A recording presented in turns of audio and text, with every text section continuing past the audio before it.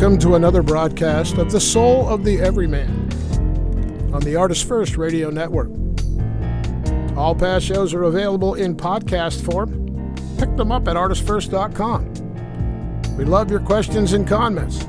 Send them to us by email to dj@artistfirst.com. Here they are, Michael and Margaret Lyons. Thank you very much, Z-Man, and here we are. Here we are. I'm Michael Lyons. And I'm Margaret. And she's Margaret, and welcome to the Soul of the Everyman, where the points are starting to count again. Oh, dear. Because for a long time the points didn't matter, but now they do. And speaking of points, we have an interesting one this evening, and I think, our kind of byline on the Soul of the Everyman is no one gets off the planet alive. True. And if they look like they're about to, you just off them right there. So, but no one gets off the planet alive. But I think we could change that to the theme, to the topic we're going to talk about this evening, which is really it's impossible to get through life unscathed. And I like I like our first tagline because it's more punchy, and it gets you in the no one gets off the planet alive bit. But in fact, we're not here. We're not born into life. We're not incarnated just to live or even to just exist, in this temporal existence for a period of time and then go back. In other words, we're not here to have it easy. we're and I think, if you've lived any appreciable span of time on the planet, that sort of in your gut, that viscerally, that the sort of the tautology or the trite way to say it is that life is not easy, life is not fair, but in fact life is supposed to change you. It is supposed to challenge you. It is the reason that we come here, because were it not for the opportunity to be challenged in the temporal form, in this, you could think of it, I'll just throw this in there and then we can talk about it, but you can think of it as, in essence, the only place where we can actually develop and grow and learn. In spirit, you can't do those things. You're an eternal spirit. You don't have the ability to suffer the same trials. Well, it is different. There are a few lines of thought that say you do wind up learning. I would say you're right, but would it be more like you're processing what you're going through? Because in the temporal, it's very difficult to go through everything that you get, because your ability to process is limited too. So in spirit, your ability to process what you've taken back with you allows you to mature and grow in spirit. But I think here is where you get the fuel for that.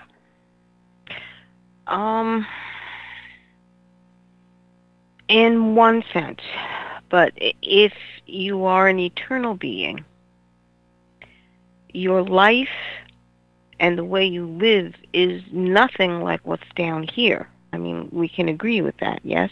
Oh, yeah. Well, the concept of, how do I say this?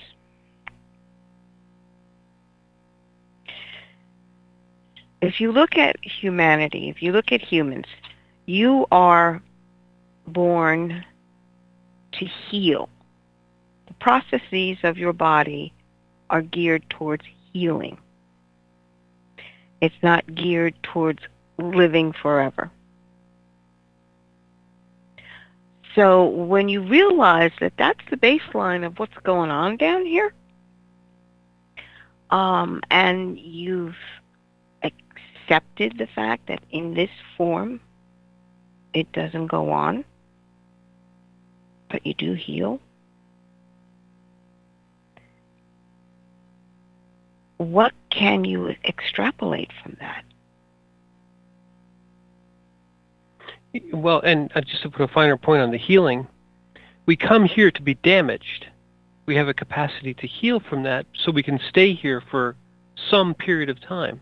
But you're right. The point you're making is that we're not here to be. We're not incarnated to be eternally in this life. If we were, we wouldn't just heal. We would never take hurt.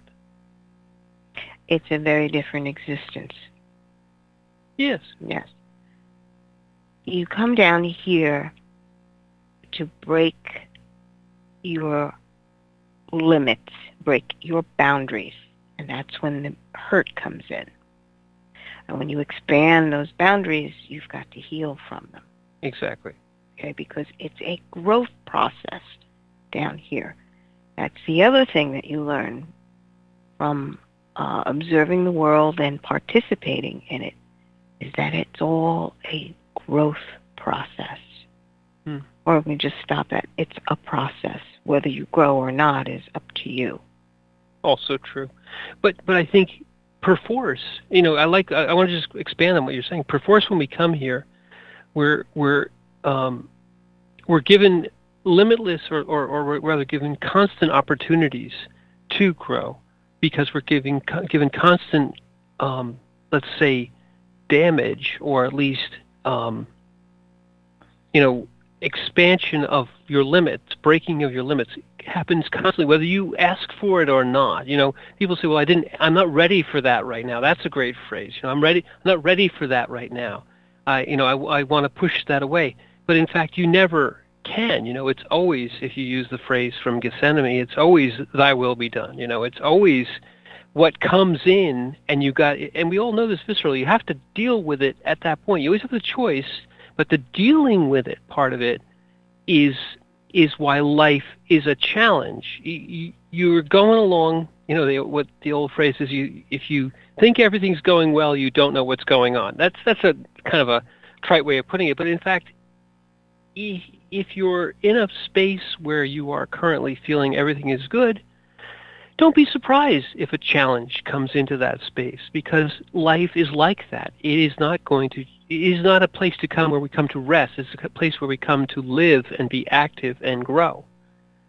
And therefore, growing pains come with that. The Buddha had made that discovery when he was born into a very wealthy family. He was a prince, and he was supposed to take over a kingship. And there had been someone who had prophesied over him, saying that he will become a great teacher, but not a ruler. His father didn't like that. That wasn't in his plan. So they kept him isolated and never showed him anything bad or nasty, where it would sort of send him off into an ascetic life or a religious life. Right. He was cocooned, they thought. And you can read his history, but in essence, he had seen disease and death. And the first truth came to him was, all life is suffering.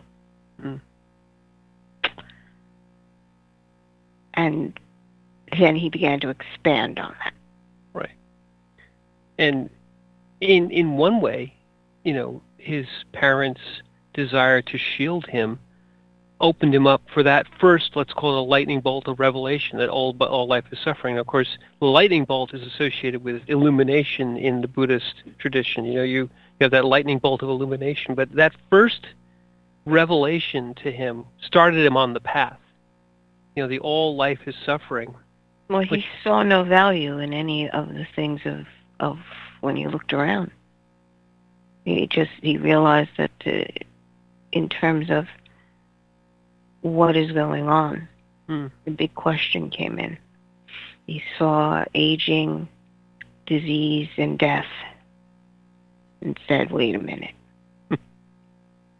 Well, and I think the contrast with the life that he had been sheltered, his sheltered, cocooned existence, that's where the impact was so much greater, because they had sheltered him. If you get used to, we're digressing a little bit, but I think if you get used to it by degrees, you become a little inured to the suffering. But this culture shock that led him away from the life also started him on the path to becoming the Buddha, from Gautama to the Buddha. But go ahead. Yeah, yes and no. It's different. It's a whole different way of doing things. But going back to the idea of your existence was never meant for just sheer enjoyment or comfort, because that's what most people feel. I'm here. Comfort's the word, yeah. Yeah. I things should be comfortable for me. Why isn't it happening? And comfort is the word because it is through discomfort that things change and grow, and it also is through the realization that your ability to heal is something you can come to rely upon. People avoid discomfort because they think, oh, this is going to be endless discomfort. I'm going to always be in pain or whatever. And our bodies, as you said in the beginning, our bodies are designed to endure discomfort and then to heal from that. And in doing so, we learn lessons at all the levels. We learn lessons at the body, at the physical level. We learn lessons at the soul level, and we bring those lessons into the spirit level. We must experience that discomfort to learn, to find a new path, to break out of the comfort zone. That's what people like. They want to be in their comfort zone. In your comfort zone, you might as well be the Buddha in his cocoon. You're in your comfort zone, but you're not learning anything. Yeah, there would be no progress. You'd just be in stasis.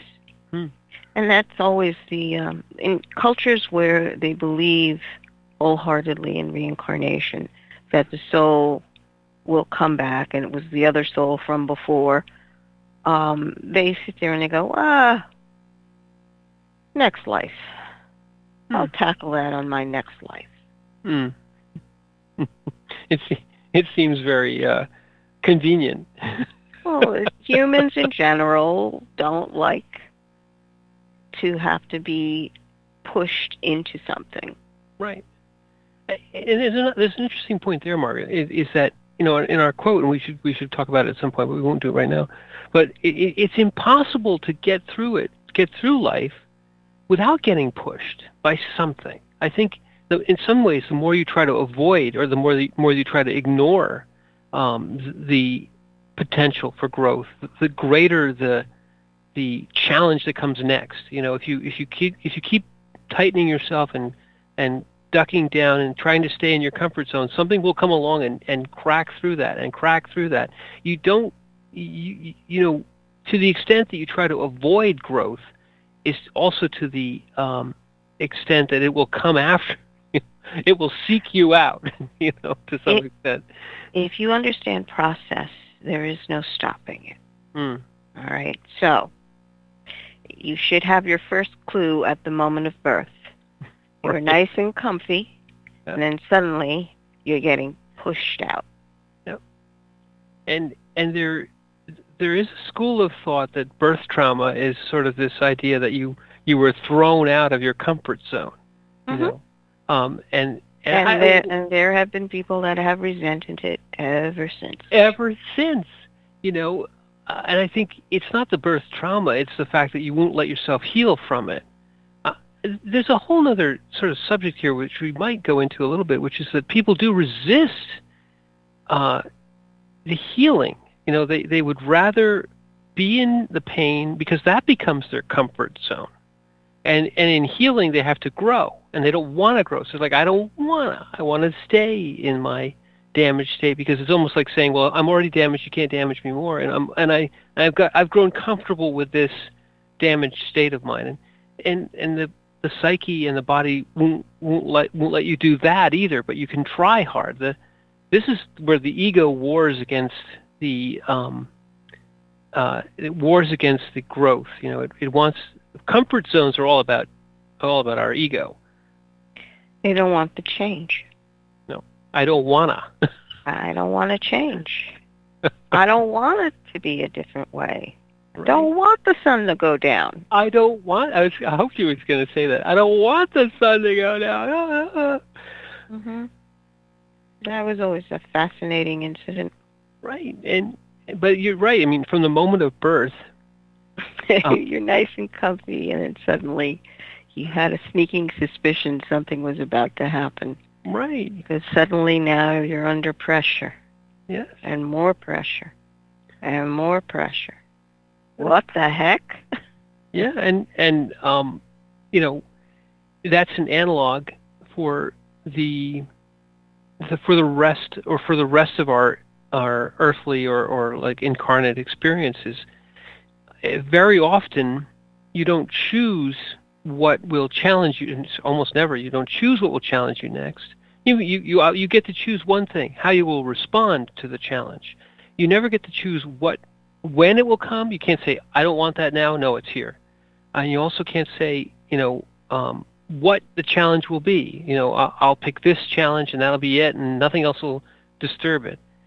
As one of the people that we watch on TV says, it's like you're already, 6 feet underwater, battling every demon or whatever is against you, all the bad things that are against you, and then a new one comes, and it's like I can't deal with you right now, but no, it comes anyway, and you've got to find, part of the interesting thing is that you get to your limits of you, and discomfort or pressure pushes you outside of them, and then you realize that in order to heal, you're going to even need more than you've got, and then that pushes you towards grace or towards calling in that which is yours to access, but you have to almost be forced to go get it, to need it. You have to search for it. It's a volition. You must search for it. You have to decide. Right. You have to choose to expand your limits. To realize that you're at your limits. You've been pushed beyond your limits, and that you need more. And you have to choose to go get the more. You have to say, I need. I want. I'm open. You have to choose past your comfort zones, past everything you've been accustomed to. You have to realize it's not there. The solution is not in where you have been, but to go forward. That's a great phrase. The solution is not where you have been, because experience does inform, of course, but your temporal experience is oftentimes seems sadly lacking when a big challenge comes in, because it's like I've never done this before. This has never happened to me before, and you may not even know anybody to whom certain thing, whatever it may be, has happened to before, and so you feel at sea, lost, and that the initial strike, let's say, of whatever the challenge is, it doesn't just push you out of your comfort zone. It pushes you into the unknown part. Parts of you that you'd never, parts of your existence that you never thought you would ever go into. Well, this is what we mean by pushing past your boundaries. What you have always known, past that to an unknown place. And are you still there? Are you still there? Even a better point. I mean, when a challenge comes in, it almost challenges your identity. It's, are you still there? It takes who you thought you were and goes ting and shatters it, and then throws it out into a place where you don't even know who you are anymore. For at that exact moment, you couldn't tell yourself who you were. It's the truth, and why you become afraid, because suddenly you think you've shattered you. Yeah, and you haven't. You're just expanding you. Well, and are you there? That's the question. What have you shattered? That's the interest. I think that's the point that we should make in this particular is there is something that is shattered, but it's not you. It's your concept of you, your ego What's getting shattered there? Well, it depends on what the experience is. If it's a way of thinking, suddenly you've gone past the way you've always thought. So that's a little bit literally mind-blowing because you go, your eyes cross and go, what? Right. What? Right. If it's a heart-shattering, you sit there and you realize that a connection here has broken, and my heart is in such pain I don't even have words to describe it. But I'm still here. So then you begin to move in that realm, understanding that you are not your pain. Exactly right. And I think that's the point, is that we identify ourselves by that which is really not us. It's really a reflection or perhaps a caricature. And it's very easy. In fact, maybe one of the definitions of being here is that it's a series of identities that then get shattered. You say, this is me. It's a very small thing that you think is you. It's not you. You're the vastness of the consciousness which is observing. But because we encapsulate and make these tiny reflections of ourselves, like a reflection, they can be shattered, and then you have to heal yourself bigger and encompass more of who you are. Maybe it happens all in an instant. You go from something which you thought was small and easily understood to something vast. But that is, to the extent that you move quickly, is also to the extent that you experience tremendous pain. But most people have smaller shattering steps. The birth of a child just about breaks you forever. You just never get over that. But it is a shattering. You thought you knew how life worked and how things go, and all of a sudden, new human, your new human that you have to take care of, and you find all kinds of things you thought defined you are shattered and have to be rebuilt, rehealed. Well, you grow in concept and dimension and character, hopefully, because that's one of the primary changes that occur in the process or processes of life down here. You must grow. And even when you yourself decide that you are going to resist, because that is the rebellion that is inside man. They just resist it all. I don't wanna. That is the phrase. So coming back a little bit to where we started. So life begins in a shattering of comfort. You're pushed out of your comfort zone into the coldness of a different world, a completely different world. And every stage of physical growth comes with its own challenges.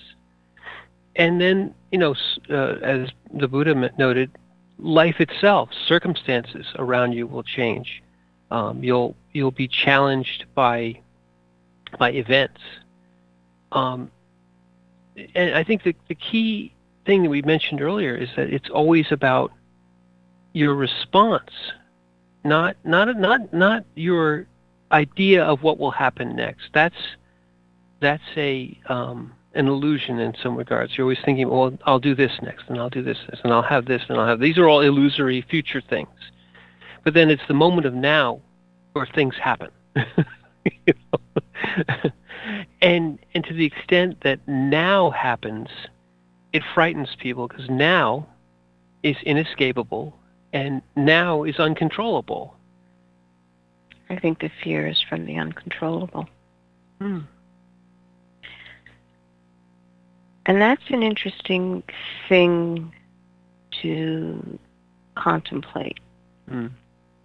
If fear is what is driving you, Yeah, and you're deciding to run away from whatever it is, or try to fight.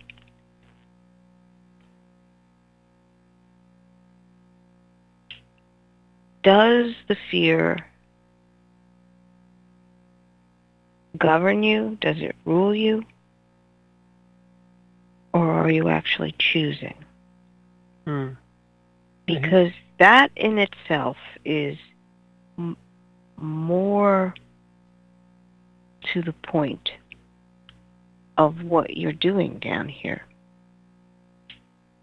You yourself are a spirit, and you choose what it is that you will embody.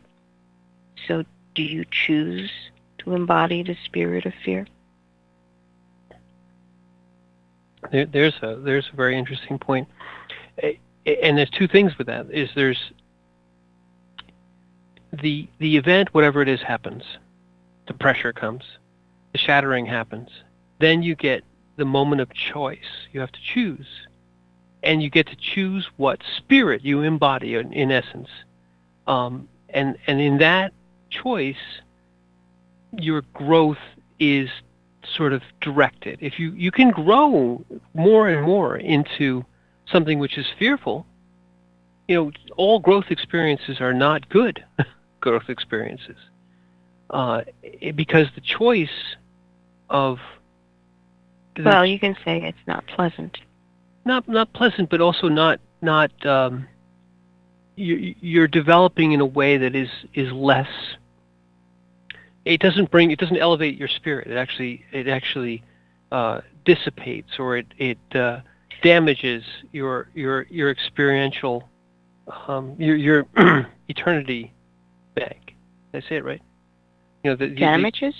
Well, it takes away from it. It doesn't fill it. It empties it. It gives it.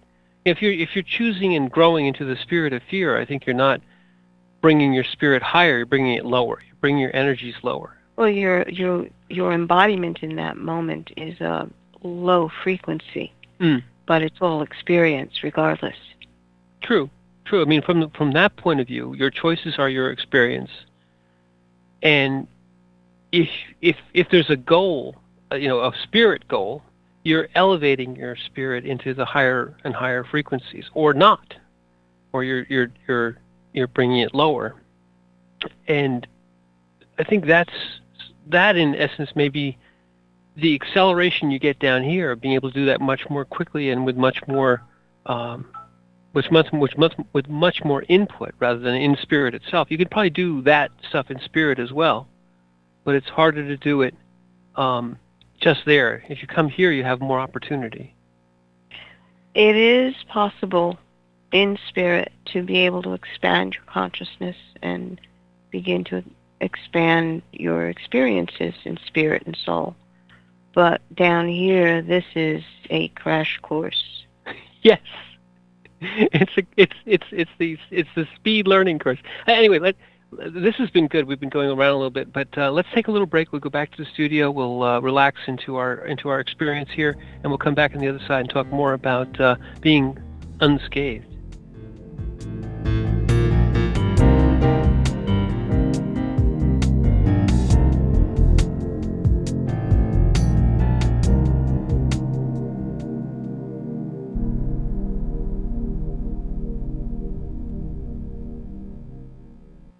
Rick Riordan fans, love mythology with plenty of action and humor? Destroyer's Blood is for you. The new fantasy novel by award-winning author Michael Lynes is book 1 of the adventures of Dev Kalian, the Blood series. Follow Dev and his magic sword Betrayer as they are suddenly attacked and forced to return to Olympus to fight in a war they want no part in. The world of men and gods is about to be destroyed by Zeus's ancient foe, and only Dev and Trey can stop him. The conflict never stops, and the amazing twist will have you on the edge of your seat. Act now while the ebook is on sale for only 99 cents. Destroyer's Blood is available on Amazon.com, Barnes & Noble, iTunes, Kobo, and fine e-tailers everywhere. And while you're there, get the free prequel, It's in the Blood, available for a limited time. There is a Reaper is the story of 5-year-old Christopher Aaron and his life-changing struggle with leukemia. Winner of both the Indie Brag Medallion as well as the reader's favorite silver medal for memoir, There is a Reaper has more than 100 Amazon book reviews and a 5-star rating. It has been described as life-changing, spiritual, a must-read. Just released on Audible and iTunes, this memoir is also available in paperback and on Amazon Kindle for only 99 cents. Get your copy of this life-changing memoir today. Attention soldiers, sailors, airmen, Marines, and coasties.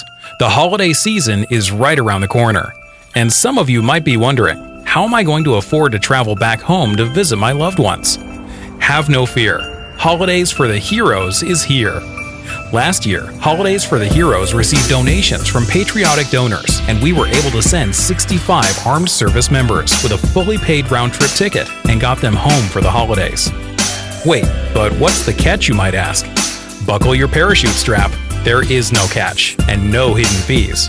Just contributions from good old-fashioned Americans who want to help heroes like you and show their appreciation for your service. If you're an active soldier and want to register, or an individual who wants to be a part of that growing group of patriotic donors, please go to www.holidaysfortheheroes.org. That's www.holidaysfortheheroes.org.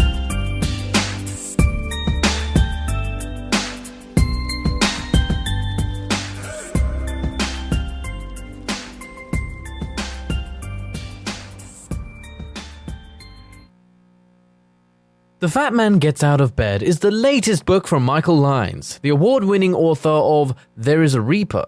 Featuring 13 original stories, this wide-ranging collection has everything. Forbidden love, gods versus demigods, weird invading aliens, sexy seductive artificial intelligence, and unusual passion between the living and the dead. All set amidst fantastic worlds of pain and loss and boundless joy. From the sublime to the macabre to the bittersweet, The Fat Man Gets Out of Bed will leave you breathless with laughter, brimming with tears, trembling with suspense.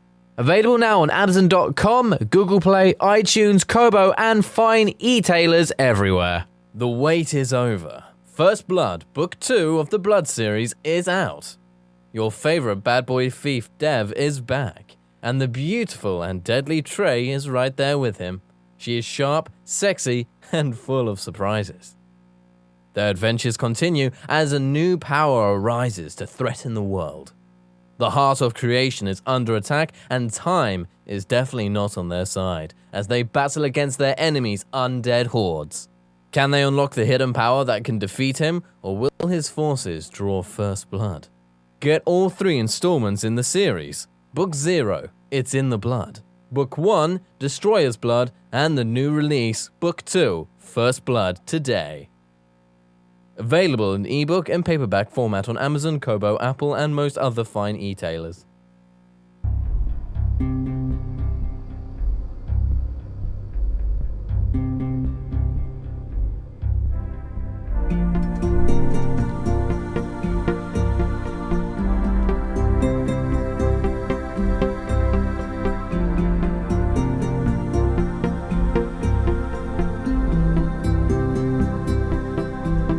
You are listening to The Soul of the Everyman on the Artist First Radio Network.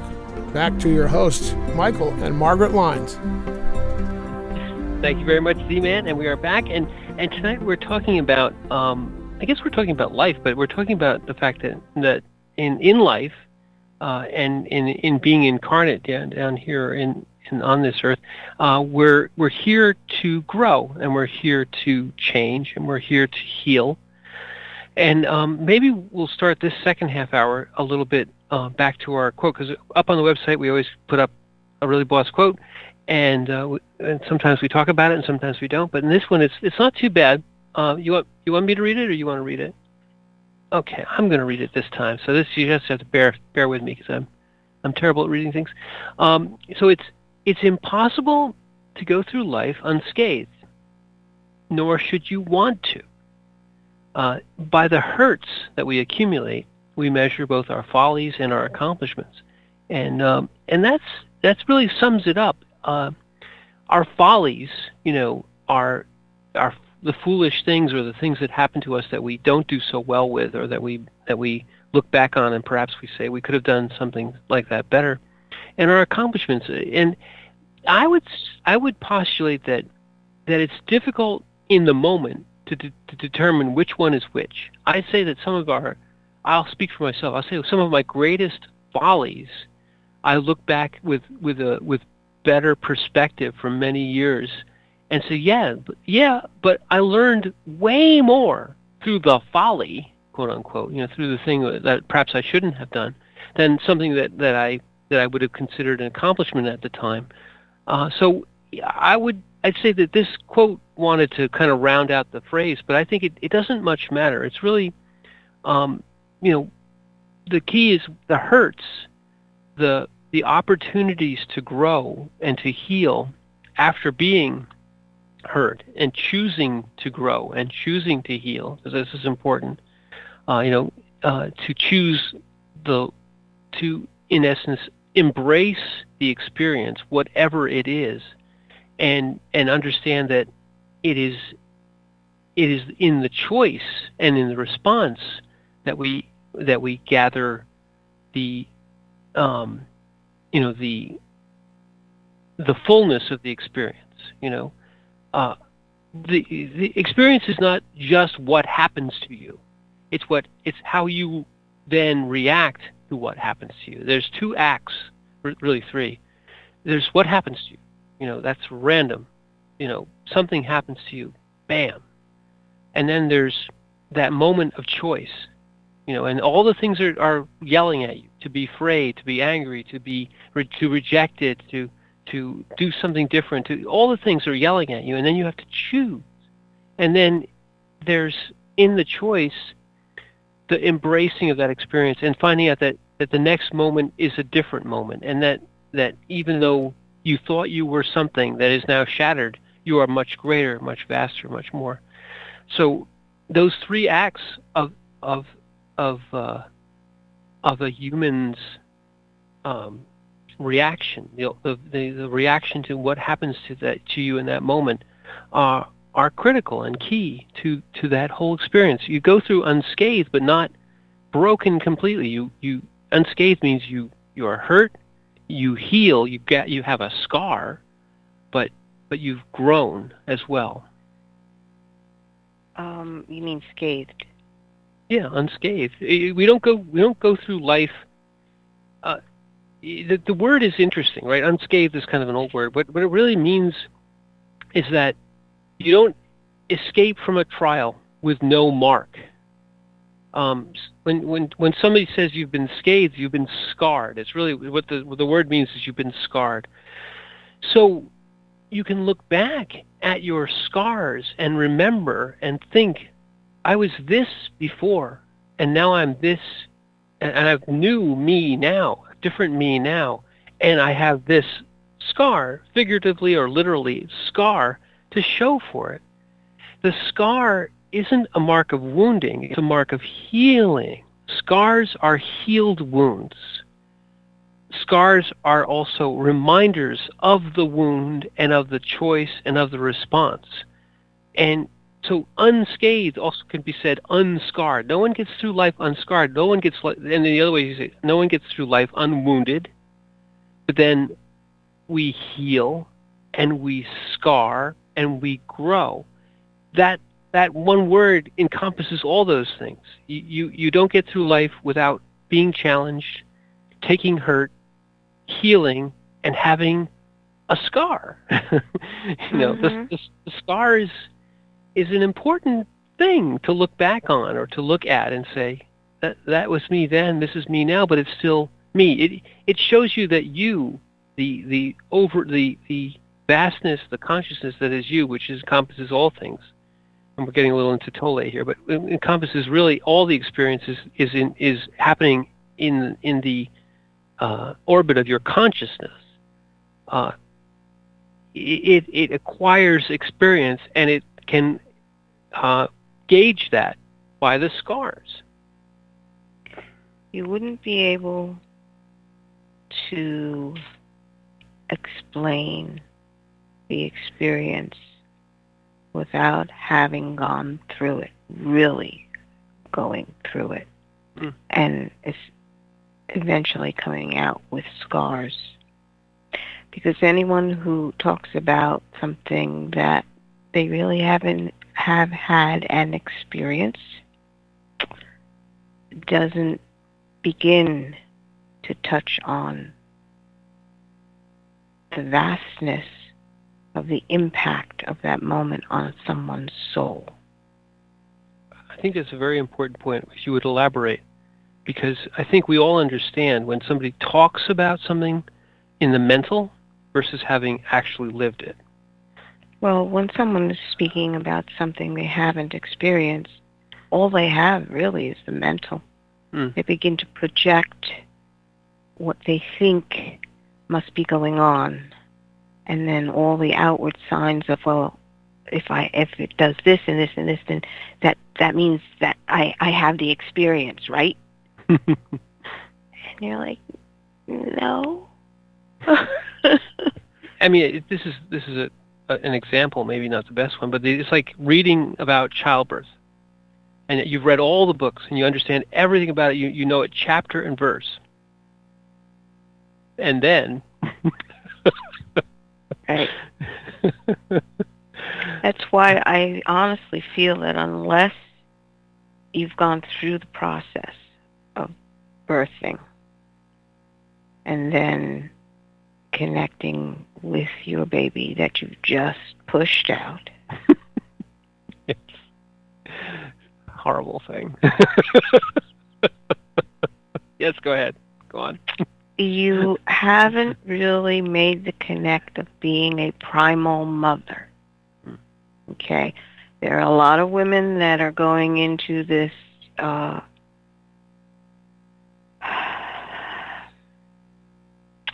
Mother Earth kind of dealing.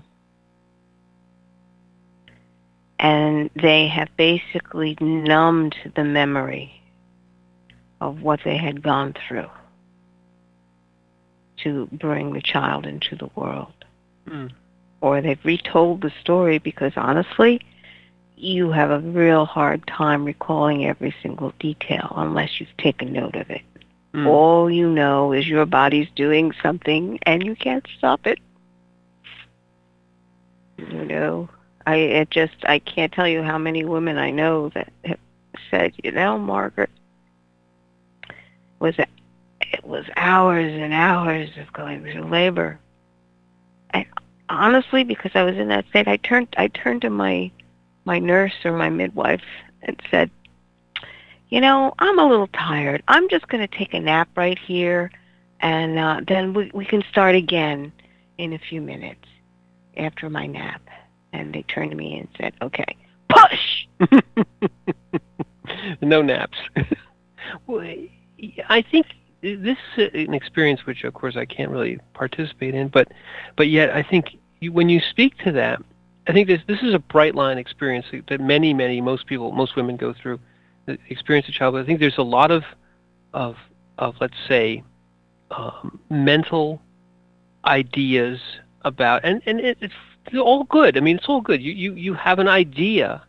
You should have an idea. You try to educate yourself. You try to figure out. You have it all. You write the books. There's a millions of dollar industry in writing books about the experience of whatever it is. So you read all the books and you do all the things and you talk to all the groups and blah blah blah. And I think then the problem is that mental construct is shattered at the first pang of labor. It just goes. And what you really needed to do, the real preparation, was becoming more in touch with the sort of essence of what you were trying to do, And in becoming in touch with it, you open yourself. You say, the experience is unknowable. It's going to be unique for me. I'm just going to open myself up and let it happen and choose as I go. In other words, the idea of preparing yourself, although fine, is only one small step. The real step is to prepare yourself to be in a space where you don't know what's going to happen next. That's the preparation you really need to do. If you are brave enough. Yes, brave. To admit that you have no freaking clue what's about to happen to you. Right. And it was always fascinating to me because I know someone else who was pretty much a bodybuilder. And she would go to the gym and exercise, and she wanted to be in perfect shape to birth this baby. Mm. And I'm like, the muscles you're going to use to birth the child, you cannot work out on a machine. No.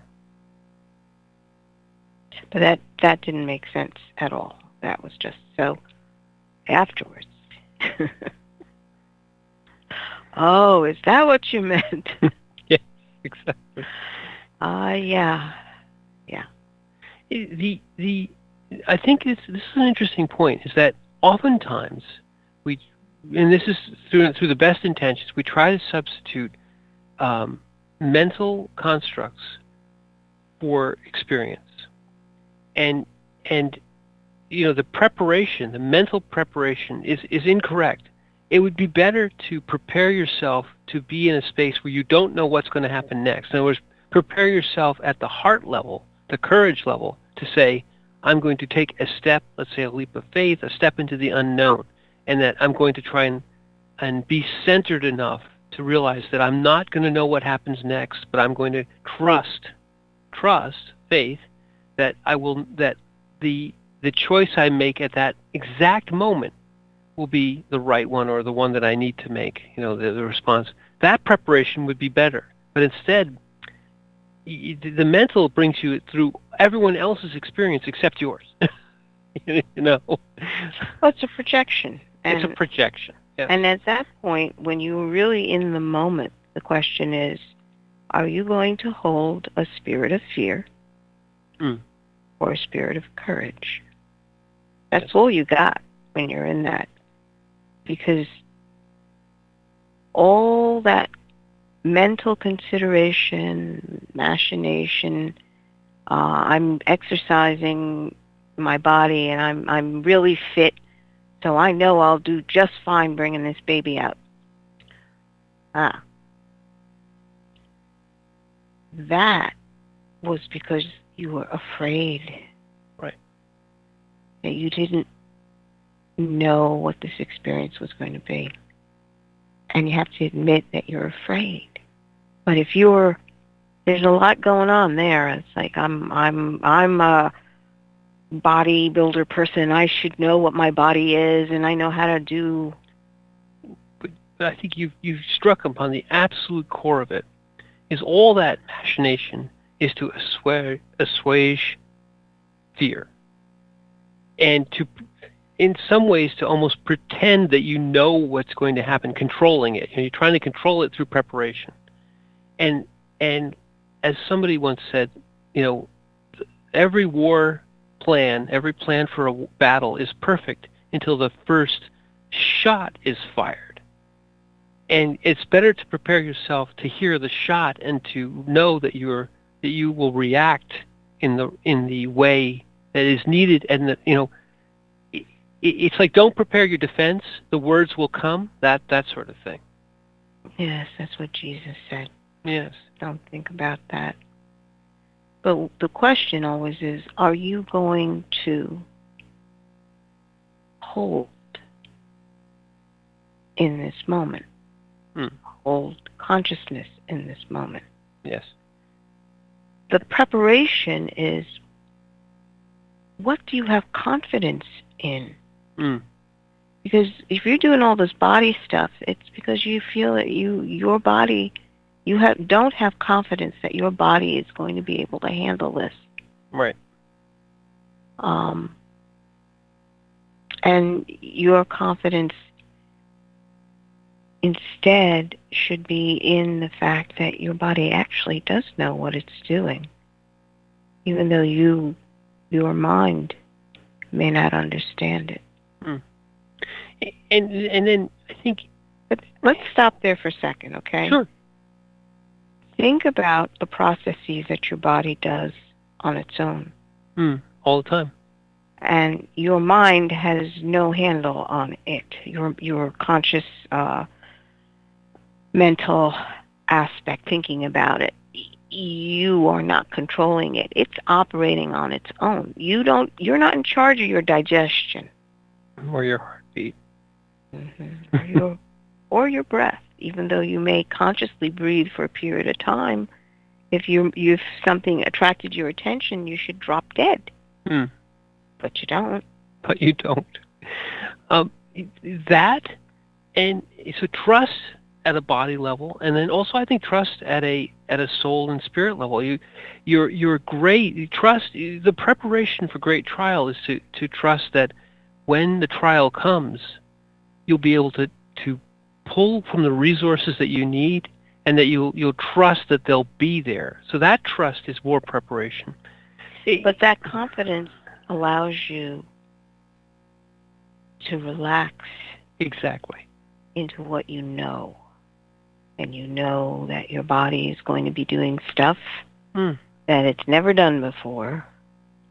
That's usually a daunting thought. But at the same time, you realize, okay, I'm not here alone either. People have birthed babies for thousands and thousands and thousands of years.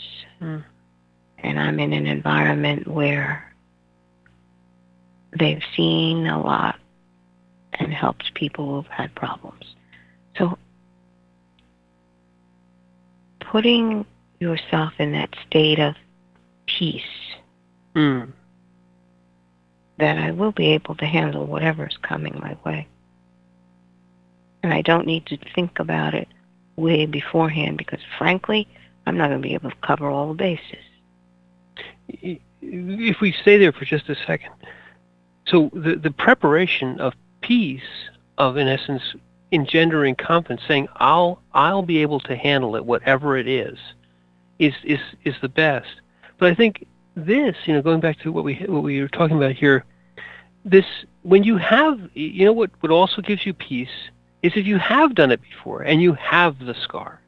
So I would say that if you've given birth to a baby, the next one you're like, oh yeah, I was able to get through that. I learned, I grew, I became larger than I was, and now then, let's say the next time I do this crazy thing, I have confidence. I have more confidence in myself. So the preparation of I can do it, I have confidence in me, comes in two ways, possibly. It can come through actual experience with an actual scar, or it can come through the idea of trusting that your soul and your spirit has a maturity far beyond this temporal existence, and that you can reach into those resources. And it can be a combination of those things, and it can be all three. You can do the mental preparation, and maybe use that as a way to say that part of me is ready. But you must also ready the soul and the spirit connection, and understand that the mental is an aspect, and a small one, and if you concentrate only on that, you will be very surprised and taken out of your element by the fact that the mental isn't enough. It's not a scar. It's not even experience. It's just information that you can then say, oh, this that's happening to me must have been what they were talking about, even though I didn't understand it at the time. Though those words were just words, but now they're not just words. Now they're things that I understand. That's what this is. It's whatever experience, you can put a name to it. And sometimes that helps people to put a name to something. The preparation should be in coming to a point of resolve. Yes. Okay, where every part of you is focused on one thing. And when you do that, there won't be any interference. You say it again, because that's exactly correct. The preparation for something to happen. Example, birth. You're going to be giving birth. You must a lot of women want to do this mental prep, which is fine, but it must include every aspect of you. In other words, you must become resolved that you're birthing this baby. That's it. Mm. None of the, well, I'm going to take a 5-minute break. Right. No, there's no timeouts. Or, who put me in this? You're the reason I'm in this position. But this is the key. I think resolve is a great word, because resolve is a now word. You have resolve in the moment.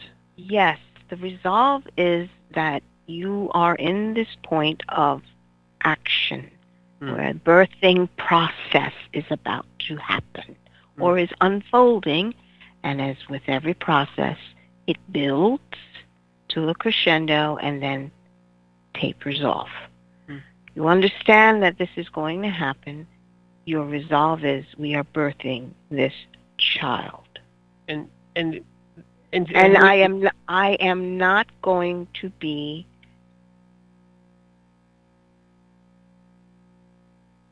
dissuaded. No, what's the word? I am not going to be distracted. That's the word I'm looking for. By anything. So when your mother is talking to you and is like, you've got to, you realize, I'm birthing this baby. Fear is speaking. I'm going to listen to one voice, someone who I trust, my doctor or whoever. The one voice that's calm, is able to see what's going on and give you guidance at that point, because it's only guidance. You're going through the process. Right, and you're the one getting the scar. Mm-hmm. So you choose at that point. The voice I choose to listen to is the voice of courage and confidence. And that experience brings you to a new you and gives you that new scar, and it can be an analogy for any experience, but unfortunately this experience is coming to an end. So thank you very much for listening. I'm Michael Lyons. And I'm Margaret. Thank you.